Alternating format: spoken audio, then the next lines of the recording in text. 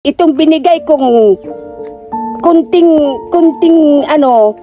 lupa sa aking apo at ako na nga hanggat siya si Kisaya ay ako na rin ang nag-alaga, yun ay pamana ko na yan sa kanya, isang luting yan.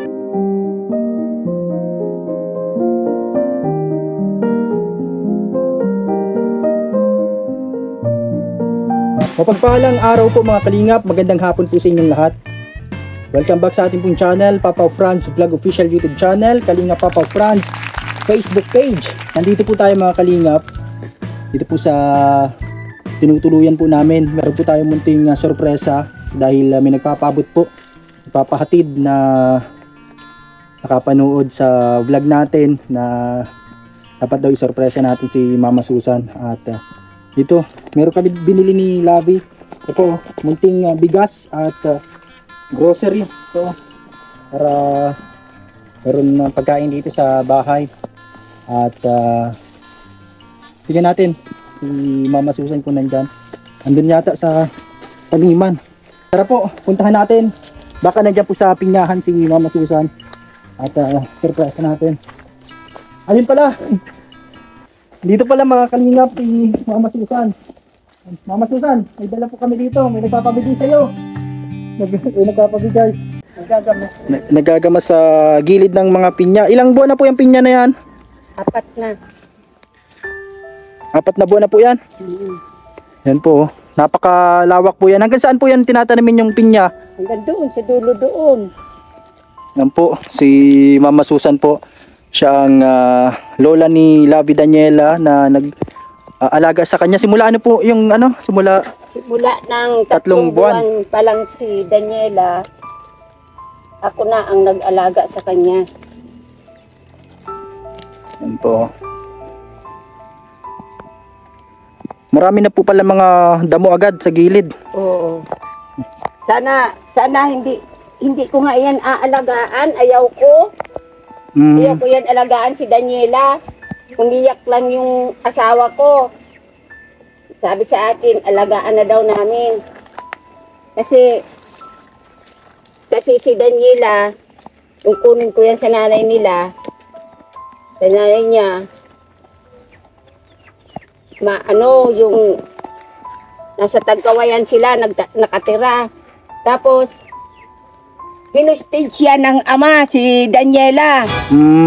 Ng ama niyan, ay lasing, hinustage. Tapos pagka-hostida, nag-alis na kami sa kanila. Pumunta kami doon sa kapatid ng asawa ko. Doon kami na magahan. Tapos yan, iyak ng iyak yan si Daniela. Doon nyo na po kinuha? Doon ko na yan kinuha. Saan na po kayo nagdiretso nun pagkatapos nun? Uwi na kami ng Pasakaw. Sa Pasakaw po? Oo. Tapos nung mga siguro 2 linggo naman, umuwi yung nanay niya sa akin. Kinuha naman niya, nagtitinda ako noon ng isda. Tapos di pinabayaan ko at ina naman. Pagkapabayaan ko naman, yan si Daniela ng siguro ay 1 linggo naman, pinabalik naman si papa niya. Yun, sabi ko ayaw ko na nga, yun, umiyak na yung asawa ko para ampunin na daw namin, alagaan ko na daw. Kinuha niyo po ulit doon sa Oo, si papa niya ang kumuha niyan para yan tanga. Opo. Para yan tanga asawa ko na yung parang balo na hindi mo maintindihan, nakakaawang hindi mo maintindihan yung asawa ko. Dala-dala yan si Daniela dahil ako talaga ayaw kong mag-alaga kay Daniela. Yan ay totoong buhay. Opo. Tapos nung nagluhod na sa akin yung asawa ko, sabi sa akin alagaan ko na daw. Ay parang napamahal na din sa akin nung gabing yun at iyak ng iyak nga yan si Daniela. Ayun, alagaan na namin hanggat sa nagdalaga yan. Hindi ko na yan ibinigay sa kanyang magulang. Opo. Kumusta po ngayon yung tunay na mama at papa ni Daniela? Hanggang ngayon, hindi ko pa sila pinapatawad. Hindi yan makakapanhik sa aking bahay hanggat ako nabubuhay. At itong binigay kong kunting lupa sa aking apo at ako na nga hanggat si Kisaya ay ako na rin ang nag-alaga, yun ay pamana ko na yan sa kanya, isang luting yan. Ngayon po, parehas nang may pamilya yung... Parehas na may pamilya sila. Pero iba-iba na. Iba yung sa papa niya, iba naman yung sa sa mama ni Daniela. Ano pong masasabi nyo sa nagpahatid po sa inyo ng bigas at grocery po? Kasi sa kabutihan nyo daw po na pagbigay ng lote para may matirika na pong bahay. Yung sinabi nyo kay Kuya Val. Ano pong masasabi nyo sa nagpahatid? Maraming salamat po sa nagpahatid niyan dito sa amin. Malaking tulong na po yan sa aking buhay at marami po akong apong inaalagaan pa. Ngayon meron ka pong isa pang inaalagaan ngayon, panibago. Mayroon pa akong panibago naman na apo. Na yun naman ang pigsisikapan ko nitong pinya. Kung ito makabili pa uli ako ng lupa, kahit papano para bago ako mamatay, mayroon akong maiiwan sa mga alaga ko. Yan po, ito pong sa tinataniman po ng pinyahan po na ito po ay lang din po sa inyo, parang pinapataniman sa inyo. Pinapataniman, wala pong arkila kami dito sa naaawa sa akin na gusto ko rin makabili ng lupa uli. Ito po ang ginagawa ko, nagtatanim po ako ng pinya para po may maibili ako ng lupa. Mabuti po at hindi lumakas yung bagyo. Pag malakas ang bagyo, ano pong nagiging epekto nito sa diyan sa pinyahan? Minsan nadadaganan sila ng namamatay. Ayaw po, nadadaganan ng mga palapa na nyug, kaya inaalis ko yan, pinagtsatsagaan ko yon para maganda ang bunga nito pagka inaabunuhan namin.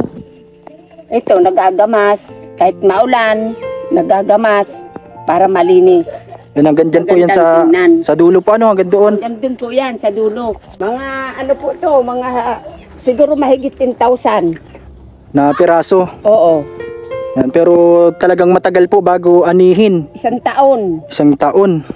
Bago umani kami. Grabe po ito. Katulong ko po man dito ang asawa ko. Sa pagtanim po, tapos paggagamas Opo. dito. Yan po yung lugar dito. Mga pinyahan, 4 na buwan pa lang po pala ito. Tapos ang bilis magtubo ng mga damo. Yung mga nasa paligid niya, kaya araw-araw inaalisan ng mga damo. Mga damo-damo po. Yan po. Ganyan po ang araw-araw na ginagawa niyo po dito?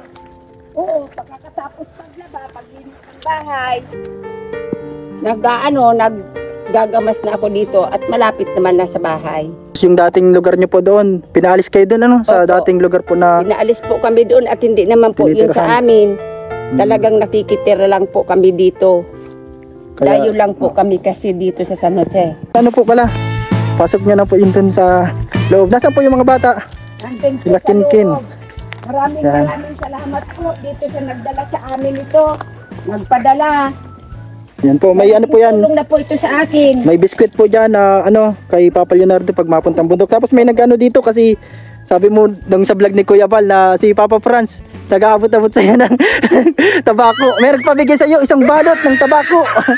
Maraming salamat. Ito kasi ang lakas ko. So mga paborito ng... Pag wala ito, mahina ang buhay ko. Kaya dito ako sa tabako. Yan Na po. ito nabubuhay. Marami na po yan. Pangilang na yan. 10 buwan po ito sa akin. Maraming salamat po sa nagbigay nito sa akin. Ano masasabi mo din po kay Kuya Val dito sa plano niya po dito sa... Kuya Val, maraming salamat po sa iyo, sa tulong mo kay Daniela at kay Papa Franz. Sana po matuloy ang pagpabahay mo dito at aasahan ko po yun, Kuya Val. Daladalan ni Mama Susan yung grocery at bigas. May dala pang nyog. Ito, nandito pala sila Brianna. May biscuit dito, baby. Hingi na kayo kay Lola. Yan may nagpabigay na mga biskwit. Yan po Labi Pagpilian mo sila bibi ng biskwit. Yung bigas po. Yung biskwit po dito. Tulog pa pala si Kinkin, yung bagong alaga ngayon ni Mama Susan. Yan, bigyan na lang ng biskwit si Kinkin. Ito bibi, Labi. Alin dito ang gusto nyo? May kape din yata. May kape dito Labi sa pagbili natin. Pero may kape para sa umaga pag bago magpunta sa bundok. Bago merong kape. May mga biskwit ito po kay Kinkin, gatas. Salamat. Dito yun sa bagong alaga, nagagatas. Alagaan na nagagatas pa. Dalawa yan, bali dalawa. Ito po, hindi na po ako mabili. Maraming salamat po sa nagpadala nito Opo. sa akin. Tapos ito, Briana na, tas kikisaya, mga ano, biskuit, tapos may dilata, may ano din po dito, may asukal. May asukal at kape yung ano, to, kape na, yan, ito yung paboritong kape nila Mama Susan, mga kulay pula na kape. Ito talaga, Pang almusal. ito, pagkakamaga, makainom lang ako nito, ang kaping ito. Buhay na hanggang alas 10 na ito ng tanghali. Opo. Yan po, oh, mga dilata. Ayos mo na lang yung labi dyan. Yan po, yung munting bigas. At dito po, sa lugar na to, sa Barangay San Jose, yan po yung tinataniman ni Mama Susan. Pinataniman lang sa kanila dito kasi naawa sa kanila. At nakita din na masipag sila magtanim. Kaya ito, yung tanim nila dito. Pero matagal pa po bago anihin ito. At yung ano niya lang din dito, binibili niya lang din ng lupa or hinuhulog niya sa lupa para meron siyang aalagaan po na ano. Yan, katulad nitong babuyan na alaga niya dito. Yan po, ito po yung place na ano na binigay niya para kay Kisaya na tatayuan po ng bahay. Salamat po kay Kuya Val at sa buong team Kalingap. Maraming salamat po sa inyong panonood. Yan, naihatid natin yung blessing, munting blessing, share natin kay Mama Susan. At andun sila sa loob. Doon po kami nakikituloy habang wala pang sariling bahay. Kaya maraming salamat po sa kanila. At thank you po sa inyong panonood po sa ating channel, Papa Franz Vlog Official YouTube channel, Kalingap Papa Franz Facebook page. Yan, bye-bye po. God bless po sa inyong lahat mga Kalingap. Stay safe always.